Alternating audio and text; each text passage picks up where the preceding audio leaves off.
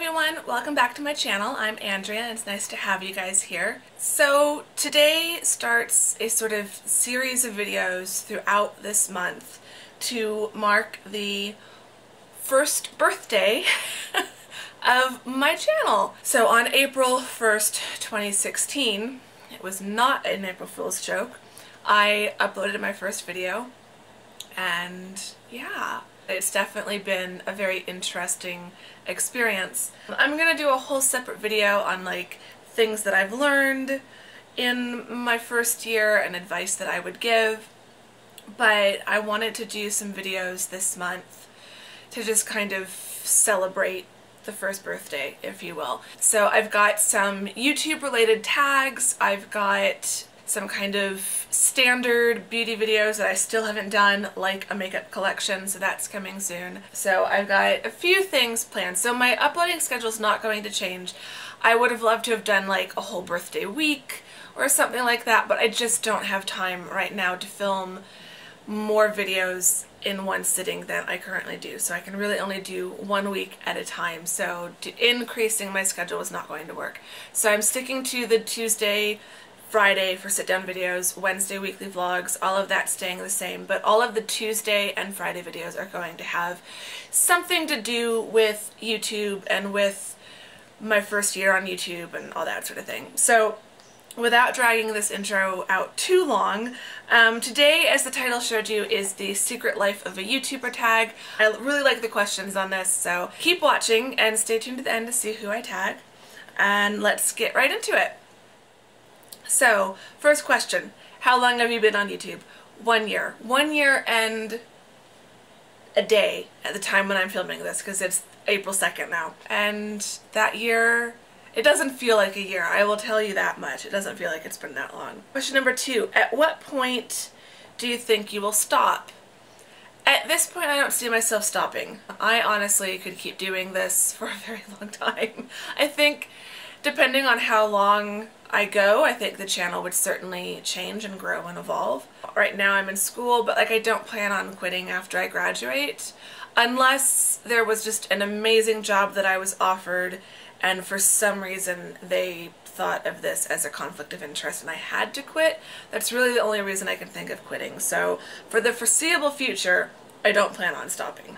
Question number 3, what's the best thing? If I had to pick just one, because there are a few things kind of tied for that top spot, but if I had to choose just one, it would be the people. When I first started this channel, I honestly didn't think that I would make actual friends. I figured I'd meet new people, I figured I'd meet other YouTubers, you know, people that would comment on my videos and I'd watch theirs and comment, and I kind of knew that that community aspect would be there, but I didn't count on us following each other on other social media and sending private messages and, you know, getting messages from people with a picture of something saying, hey, this made me think of you, or texting to say, hey, have you heard about this or that. I certainly never expected to get Christmas cards and birthday cards, and yeah, I wasn't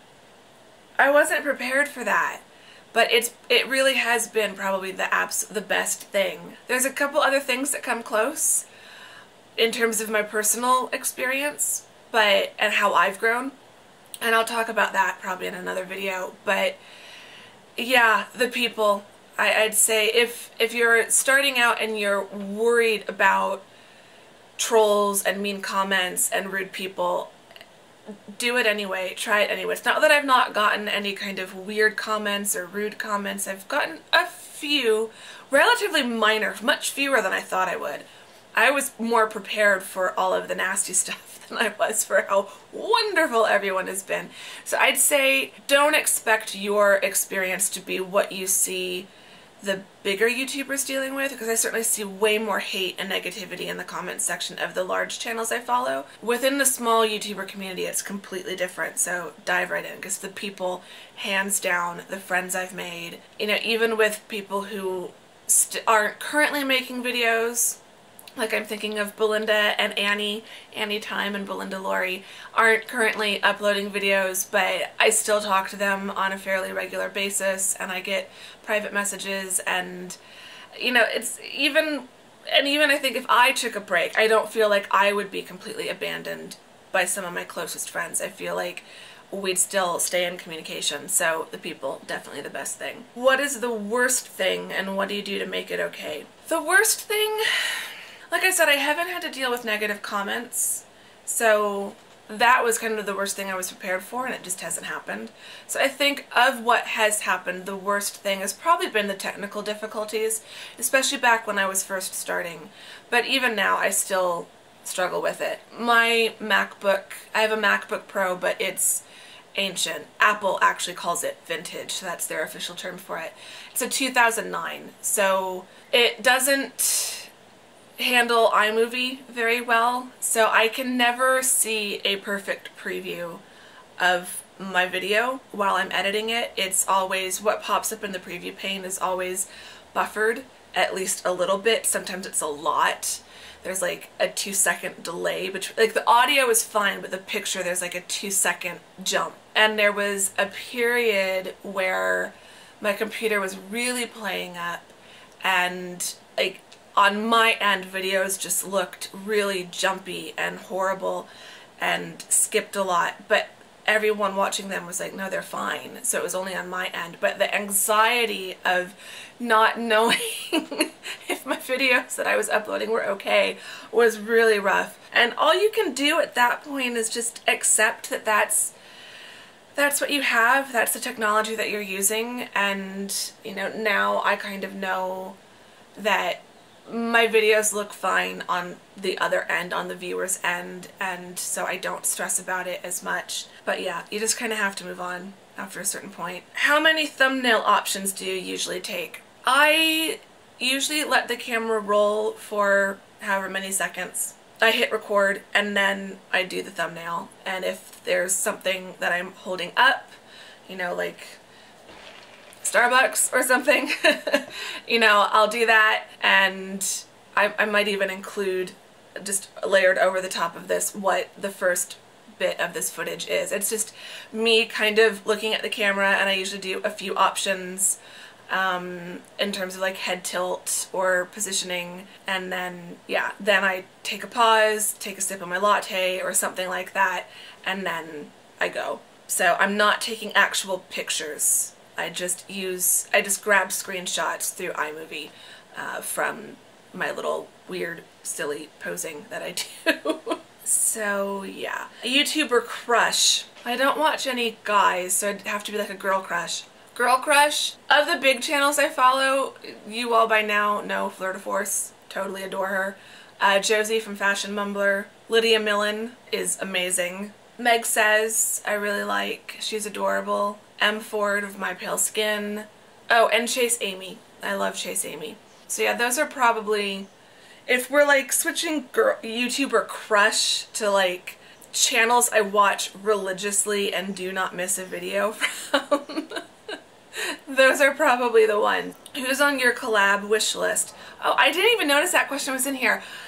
Lots of people. I mean, ultimate wish list would be like any of the people I just mentioned would be amazing. But of my friends on here, yeah, there's a lot. I'd love to talk movies, TV, grad school with Lynsey Macdonald. I'd love to talk classic films with Annie Time. I'd love to do something with Belinda. I adore Marie from And the Color Green. Shannon from Pages and Polish, she and I should probably do a book, something or other. So yeah, there's quite a few on the collab wish list. And I feel like now that I've been doing this for a year and I kind of know what I'm doing a bit more, collabs are still difficult because of the time factor, and it's hard for me to commit to doing a video by a certain time. Oh, Alice Red. I'd love to do something with Alice. Yeah, I'd love to do something with all of my friends, and if I'm not mentioning you, it's because my brain is just spacing right now. But literally, if you are someone who regularly comments on my channel and you've got a channel, I'd probably love to do a collab with you. Tara from SheWearsGlasses.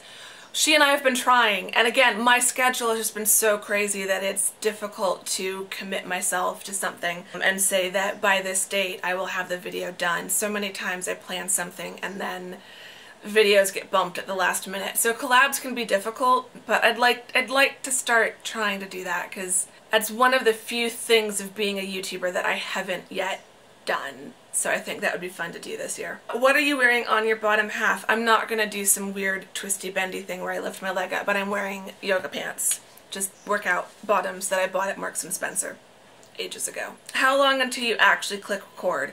So, like I mentioned with the thumbnail, I click record pretty quickly, but the time between when I click record to when I actually start the video can be anywhere from 30 seconds to a minute is usually what I'm chopping off at the beginning. How do you feel about the YouTube community / culture? I love it. That's a whole separate video in itself. I love it. I think the community is great. I think the culture is great. I think there are issues, especially when you look at the larger channels and when you listen to some of the larger YouTubers, there are definitely issues that once you reach a certain level start to affect you more in terms of, you know, people getting unsubscribed and view counts getting glitchy. And then sometimes there's drama between people, but I honestly don't pay any attention to that. So yeah, I think overall the culture is great. I think the people that complain about the YouTube party is over kind of thing, number one, aren't really paying attention to the small YouTuber community, because I think the party's still going pretty strong with those of us here in the small YouTube community. And also I think there are people that kind of thrive on the decline narrative. Everything in culture has a decline narrative. So, you know, radio has been dying forever. Theater has been dying ever since films came about, which was like over 100 years ago.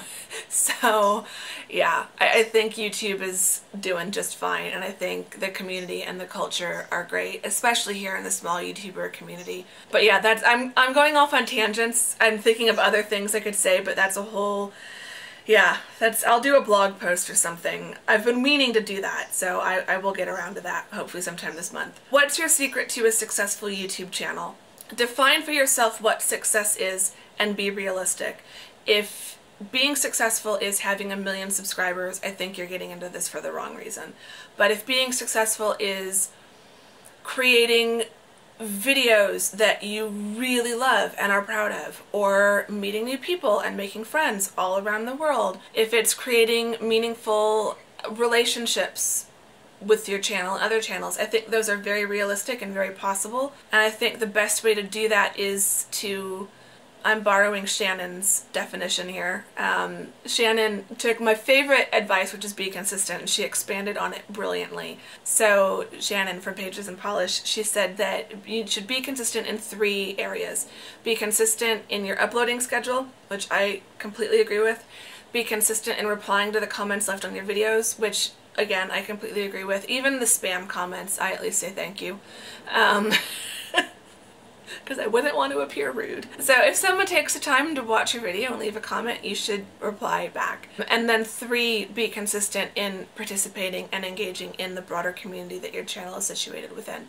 So my sub box is huge, and it has gotten difficult over the last few months to watch every single video. And so if you're someone who uploads more than once a week, I don't always get to watch every single video you upload each week, or at least not that week. Sometimes it takes me a couple weeks to catch up.